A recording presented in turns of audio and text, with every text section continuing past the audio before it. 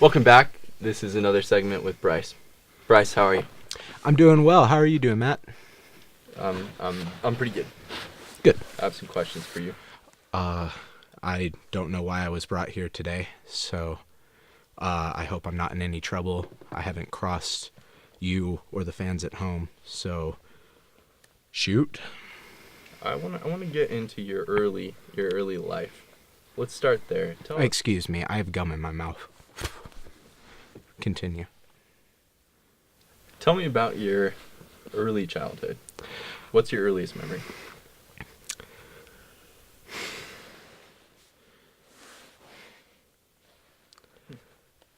I remember waking up one morning. I just started kindergarten. I was in West Memphis, Arkansas. West Memphis. It's across the bridge. It's a particularly dirty bridge. And I woke up and I looked in the mirror, and I was a ginger. Rocked me to my core. What message do you have to gingers out there? Stay away from me. You gross me out. I don't want you here. Be gone. So tell me about your second earliest memory. My second earliest memory would be attending Bragg Elementary, again in West Memphis, Arkansas. I was a excellent student, never made below a C at first grade, which I hear is very advanced. And I tried my darndest, and Anyway, all right. So as we peel back the layers of Bryce, we're getting closer to the heart of the matter. Who is Bryce? Mm-hmm. I like to think of it as an acronym. B, brave, obviously. R, righteous. Why? Because I see everyone. Bryce. I hear you're an avid reader. Yes. Tell me about your collection. I've brought my books with me today. This is what I would call my my Quran, really, my Bible, what I live by. That would be the journalism for high schools. That was done by Otto and Mary, and this got me through some times, truthfully. Second book that I've brought today, interpretive reporting, certainly quite important. You seem to have boned up on that book before we began today. And, who could forget? New York Times bestseller, author of the year candidate, the Columbia Lippincott Gazetteer of the World. That's just powerful. Fascinating. Have you ever read that one? Yes. But I have an interesting question for you. I'd just like an explanation on this book. Just a quick report. Okay. I knew that this was gonna happen eventually. That my bibliography was just gonna leak out into the world, and that let me read you an excerpt from my autobiography, Bruce, the story of Bryce. Depersonalization, a noun. The first definition, the act or process of depersonalizing, or the quality or state of being depersonalized. 2. The loss of the sense of personal identity or of the recognition of self. Powerful. Well done. As you can see, my early years were spent in turmoil. That was impressive book handling. That's what I got my minor in college. Columbia, right? Yeah.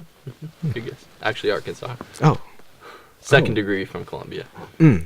That's... So, Bryce, what is it like being homeless? It hurts so good. I wake up every morning aching, but I just remember I chose this life. This life didn't choose me. I'm in control, you know. Bryce, take the wheel and drive it to somewhere where you can sleep. What kind of wheel would that be as you are a homeless man? Hopefully a large one, enough to fit into. I want to hear, and I'm sure our viewers are interested. Sorry, I just feel so flustered. Tell me about your love life. Oh, I'm sure our viewers want to know. Am I right?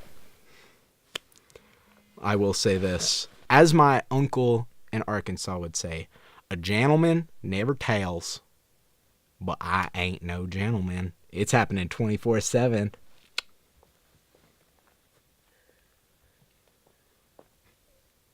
What type of discrimination have you faced for your? I mean, we don't really have to say it, but can you just talk a little bit about that? Okay, just give me a second. I was told that we weren't going to be covering this today, but that's okay. I had to face it sometime. You're very brave. My lack of eyebrows is truly disturbing, and I realize that. Can we get a shot of that? If you find them, give me a call. I'm worried sick about them. I lost them when I was a kid, and I just could never find them. What has that been like? I don't know because I can't show emotion properly. I check my face to see how I'm feeling about it, and I get no context clues. I get nothing. It's like talking to a wall. I can relate. I can relate to that. Can you? No need to shout, Bryce. I'm sorry. I didn't mean to. I just got upset. You currently work at, where was it at? I think you mentioned it earlier. You currently work at Foot IKEA. Locker. It's a Foot Locker / IKEA. For dogs. For dogs, yes. We call it Barkia. And it's really taken off. Talk about an upstart. Whew. San Francisco really coming in strong there. The whole Silicon Valley is just really a part of Barkia.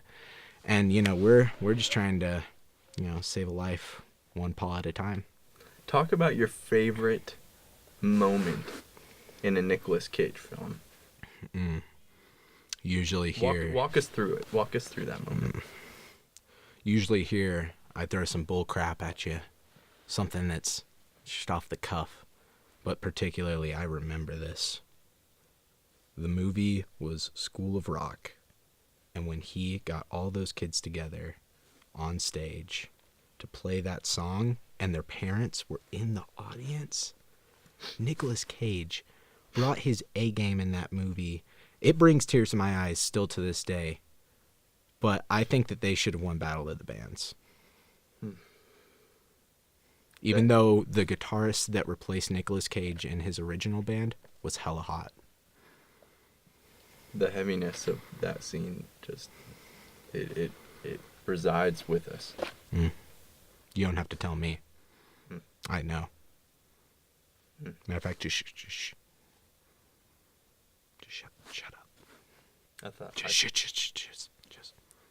soak it in. Just inhale, and then Nicolas Cage. You feel better now? I do. Thank you, Bryce. Yeah, no problem, man.